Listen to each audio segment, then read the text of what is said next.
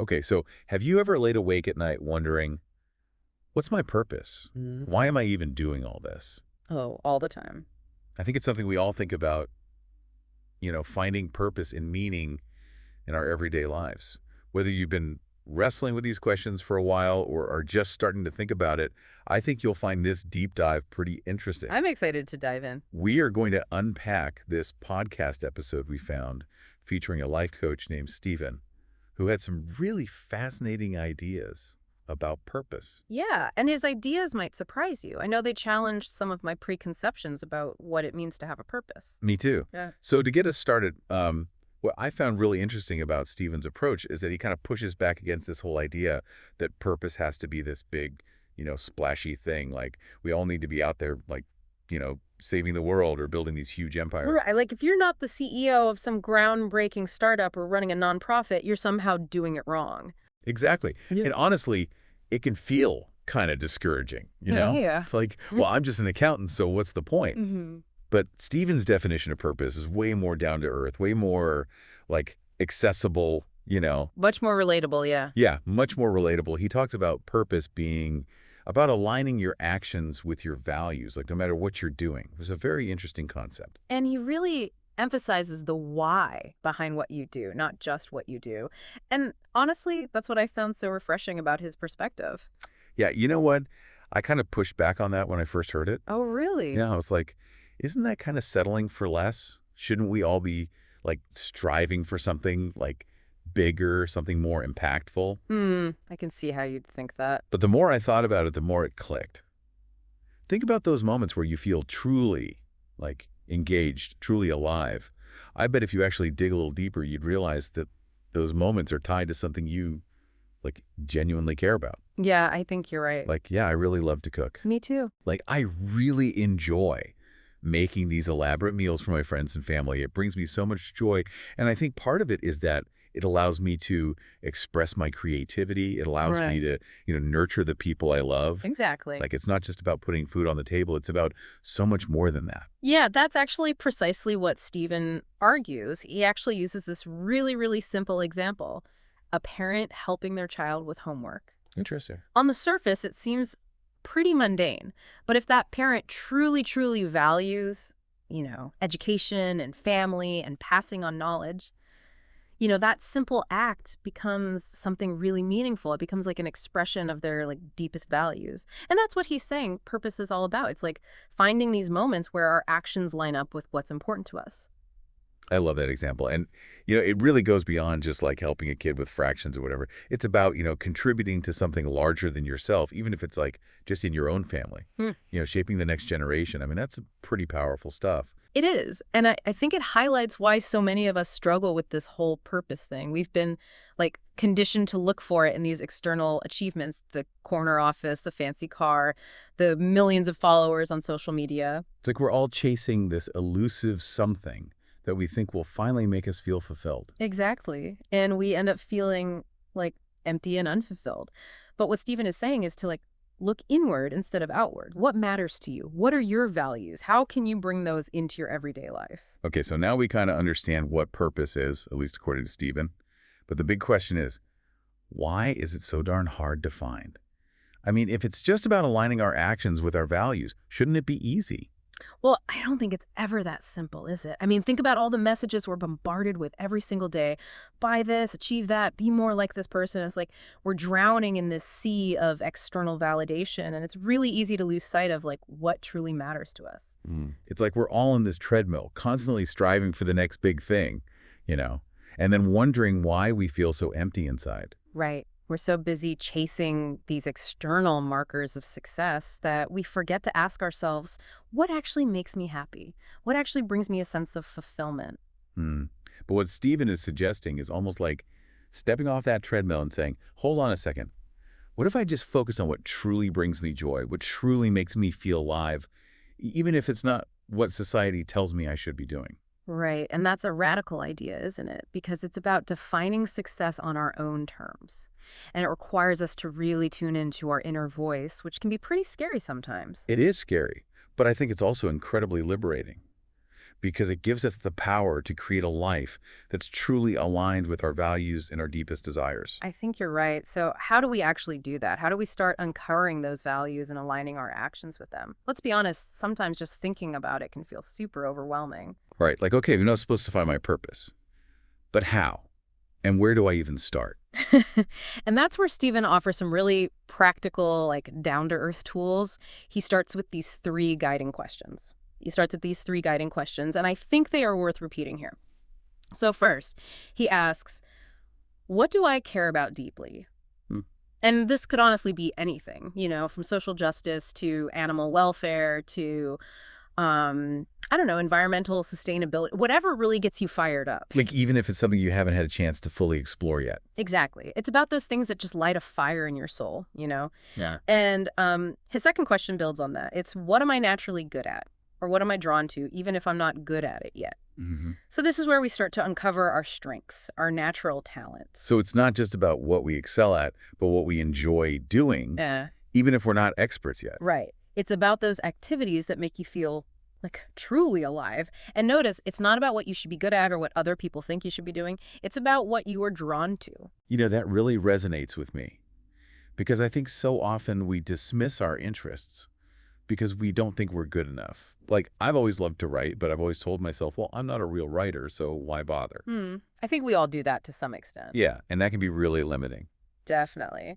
But Stephen's question kind of gives you permission to, just go for it, to explore those passions regardless of where you're at skill-wise. Yeah, like just give yourself permission to be a beginner again. Yeah. Okay, so we have the things we care about, the things we're naturally drawn to. What's the next step? That's where his third question comes in. And this is where the magic really happens. He asks, how can I use these things, the things I care about, and the things I'm good at, to serve others or create value? Okay, that's a good one. It's where the rubber meets the road. It's where our inner world, our values, our passions, our talents meet the outer world. It's like finding that intersection between what lights you up and what makes a difference in the world. Yeah, exactly. And it doesn't have to be this grand, sweeping thing. It could be small acts of kindness. It could be using your skills to help your community. It could even be something as simple as bringing more joy to your workplace. And that's actually really empowering, especially if you're feeling stuck in a job that just doesn't feel, particularly meaningful. Oh, totally. It's like, maybe my day-to-day work isn't saving the world, but how can I bring a little bit of purpose, a little bit of my own values into my work life? Right. Maybe you're a natural leader and you can mentor a colleague who's struggling. Or maybe you're a really good listener and you can offer a supportive ear to someone who's having a rough day. It's those small things that can make a big difference. Absolutely. And it's such a good reminder that purpose doesn't have to be tied to our job title or how much money we make. We can find purpose in our hobbies, our relationships, even how we approach everyday tasks. Oh, okay. I love that. Like even how we do the dishes or fold laundry. Yeah. Yeah. I mean, think about it. If you approach those tasks with mindfulness, with intention, they can become almost meditative. It's about shifting our perspective. Totally. He tells this really sweet story about one of his clients. She was struggling with this whole purpose thing and feeling really lost. And what she realized was that she could find purpose in something as simple as greeting everyone in her office with a genuine smile. Ah, I love that. It might seem like a small thing, right? But for her, it was huge. She realized that she could make a positive impact on people's days just by being a little more intentional, a little more present. It's those little ripples of kindness that can make such a difference. Yeah, I think you're right. But okay, let's be honest. Life can feel pretty crazy sometimes. And just thinking about this whole finding my purpose thing on top of everything else can feel super overwhelming. Oh, yeah, totally. It's like, okay, now I need to add find my purpose to my to-do list. Yeah. It's like, who has time for an existential crisis when the laundry's piled up and the bills are coming in? Right. But Stephen actually acknowledges that. He says, look, if you're feeling overwhelmed by all of this, just start small. Pick one area of your life, one small thing you can focus on. Okay, so instead of trying to overhaul my entire life, I could start with something smaller, something more manageable. Exactly. He gives this really great example. Let's say you're feeling overwhelmed by your social life or lack thereof. Yeah. Instead of trying to revamp your entire social calendar, why not just call one friend you haven't spoken to in a while? Keep it simple. Yeah, keep it simple. It's about taking one small step that aligns with your values, and sometimes that one connection, that one small act of reaching out can shift your whole perspective. And that can have a ripple effect. Like maybe you reconnect with that friend, and then you feel inspired to reach out to another friend. And before you know it, you've built this whole network of support and connection. Right, exactly. And speaking of perspective shifts, Stephen also talks about the power of gratitude. And not just as like a feel-good practice, but as a tool for actually uncovering your purpose. Wait, so gratitude can help us find our purpose? I'm intrigued. Tell me more about that. Yeah, so he makes this really interesting connection. He says that when we're grateful, we're basically appreciating what's already meaningful in our lives. Okay, yeah, that makes sense. And that can be like a really powerful guidepost, on this whole purpose journey. So it's like gratitude shines a spotlight on what's important to us, what we already value. And then from there, we can think about how to, nurture those things or bring more of them into our lives. Exactly. Like he gives this example. Let's say you're incredibly grateful for your good health.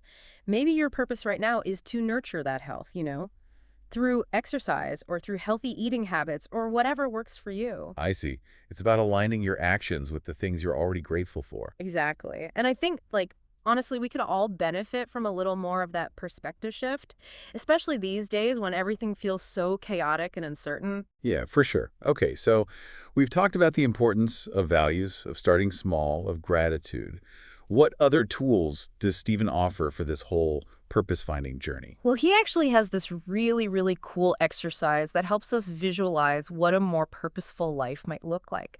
It's called Visualizing Your Ideal Day. It's called Visualizing Your Ideal Day. And it doesn't require any fancy tools or hours of meditation. It's really simple. Okay, I'm liking this already. So he says to take some time, grab a pen and paper, open up a blank doc on your computer, whatever works for you, and describe your perfect day from the moment you wake up to the moment you drift off to sleep. Okay. And don't hold back. Let your imagination run wild. If your ideal day starts with breakfast in Paris and ends with a private concert from your favorite musician, go for it. Oh, I like that. No limitations. Absolutely. Let yourself really dream. Okay, so I've got my ideal day mapped out. What's next? Okay, so then you go back and look for those little elements, those little pieces of that ideal day that you could actually start incorporating into your life right now. Even if it's just in a small way? Exactly. Like baby steps. Okay, that makes sense. So let's say your ideal day involves spending hours in nature, hiking through forests, breathing in fresh air.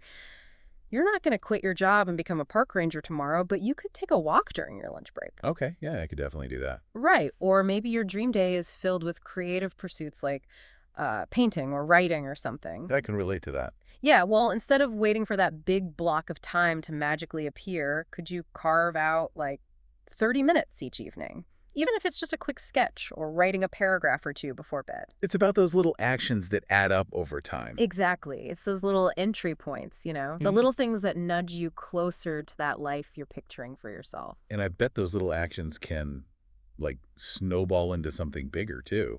Oh, for sure. Because what you're doing is you're building momentum. You're creating this positive feedback loop. It's like planting those seeds of intention that can grow to something really amazing. That's a great way to put it. And, this really illustrates that finding purpose isn't about, having all the answers figured out right now. It's a journey, not a destination. Yeah, I've definitely had to, let go of this idea that I need to have a perfect plan for my life, a perfect plan for my purpose. Yeah, it's so easy to get caught up in that, isn't it? I need to know exactly where I'm going and how I'm going to get there. Exactly. But it's okay if our purpose evolves over time, too, right? I mean, what felt meaningful to me 5 years ago might feel totally different now. Right. It's we're constantly growing and changing, and our purpose grows and changes right along with us. I think that's a really reassuring message. It is. It takes the pressure off, doesn't it? Yeah, totally. It's not like we have to get it right the first time. Exactly. And what I really appreciate about Stephen's approach is that it removes the judgment. The judgment. Yeah, there's no right or wrong way to find purpose. What feels meaningful to you might be totally different from what feels meaningful to me. And that's okay. Yeah, it's all about honoring our own unique paths and trusting that we'll continue to, discover new layers of purpose as we move through life. So as we wrap up this deep dive into the world of purpose, what's the one nugget of wisdom that you would want to leave our listeners with today? I think the most important takeaway, the thing I hope everyone listening will remember, is that Purpose isn't something you find, it's something you create. It's an ongoing process, a journey of aligning your actions with your values, and it's available to you in every moment. It's not a destination, it's a journey. Exactly. So don't be afraid to start small, experiment, trust the process. Your purpose will unfold, like it'll reveal itself to you in its own time. I love that. And, I've been thinking about something as we've been having this conversation, like how often do we overlook those small but really significant experiences that actually bring us joy and connect us to something bigger than ourselves? So for everyone listening out there, I have a challenge for you. Think about a time when you felt that sense of purpose, even if it seemed like a really small, insignificant moment. What made that experience so meaningful? What values were you like living out in that moment? Hold on to that feeling. And remember, you have the power to create more of those moments, starting today. Thanks for joining us for this deep dive. And until next time, keep exploring, keep creating, and keep those purpose fires burning.